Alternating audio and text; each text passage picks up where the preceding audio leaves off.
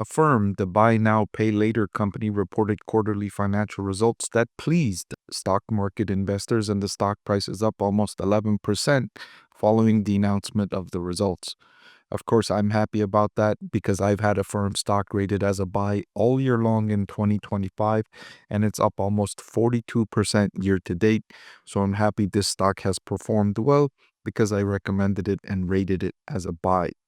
So in this video, I'm going to review Affirm's latest quarterly financial results and share with you the big picture details you need to know about from these companies' results.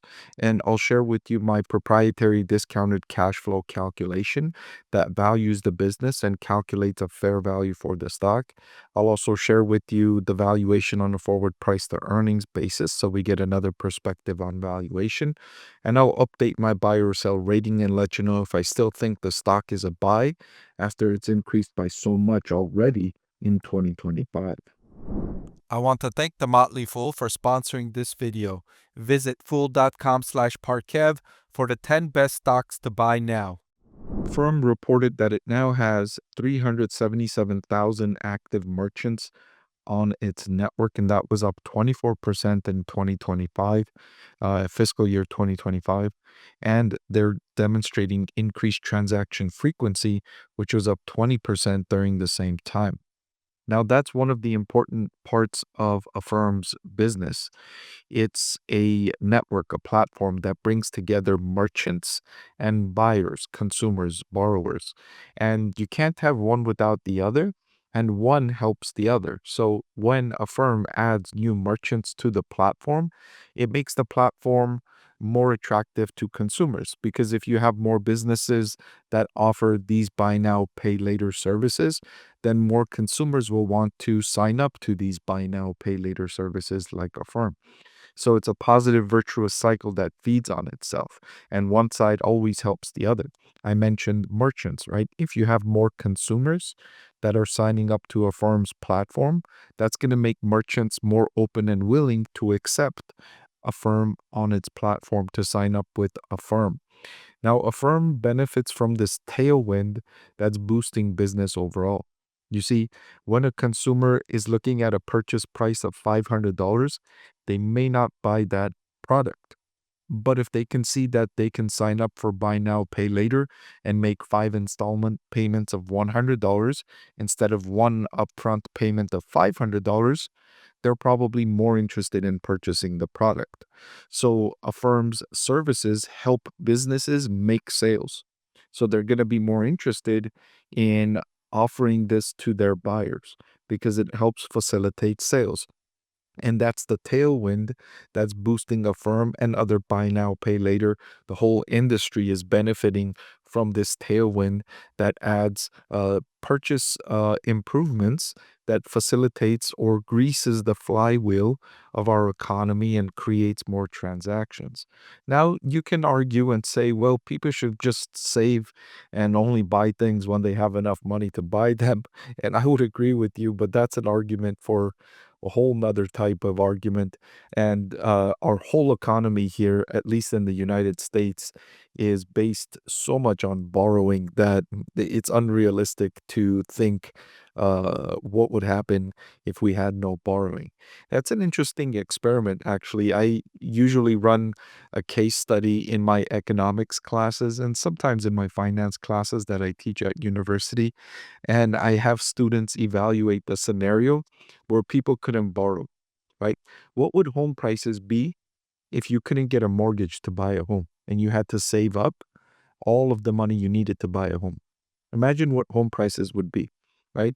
And it's interesting to consider these situations because if that was the case, there will be such such limited competition for home purchases that the prices of homes, I think, would collapse if there was a sudden end to mortgages, right? So it's interesting, and that is just part of our economy now, and it's hard to imagine a time without that. So if anything, I think borrowing will continue and likely increase going forward. So the management team did hit their profitability target, operating income profitability in Q4 2025 right on schedule as they committed a year ago. So speaking of their operating leverage from fiscal year 23 to fiscal year 2025, they nearly doubled their gross merchandise value on the platform while keeping headcount essentially flat. That increased the revenue per employee to over 1.5 million. That's an impressive number for revenue per employee. Some more highlights from the company. Gross merchandise volume grew 43% to 10.4 billion, driven by strength with their largest partners. Gross merchandise value derived from in-store usage of their card increased by 187%. I've been watching this category closely because Affirm benefits mostly from online purchases, but it's making inroads in physical purchases, and GMV derived from in-store usage increased 187%. That's excellent growth in a category where Affirm doesn't have a very large presence. Active cardholder count nearly doubled to 2.3 million as card attach rates increased 10%. Active consumers, excluding the discontinued Returnly business, increased by 24% to 23 million as of June 30th. That's the sixth consecutive quarter that year-over-year growth rate of active consumers accelerated.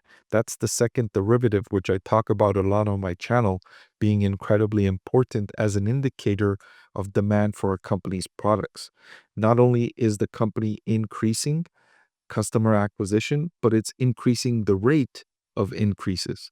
And that's really, really attractive for investors. Active merchant count increased by 24%, as I talked about earlier, and growth accelerated slightly from the prior quarter. And even on that side of the equation, growth is accelerating. So, as I mentioned, it's a flywheel that benefits, it's a virtuous cycle. More active merchants makes more consumers interested in signing up for Affirm. More consumers makes more merchants interested in accepting and partnering with Affirm.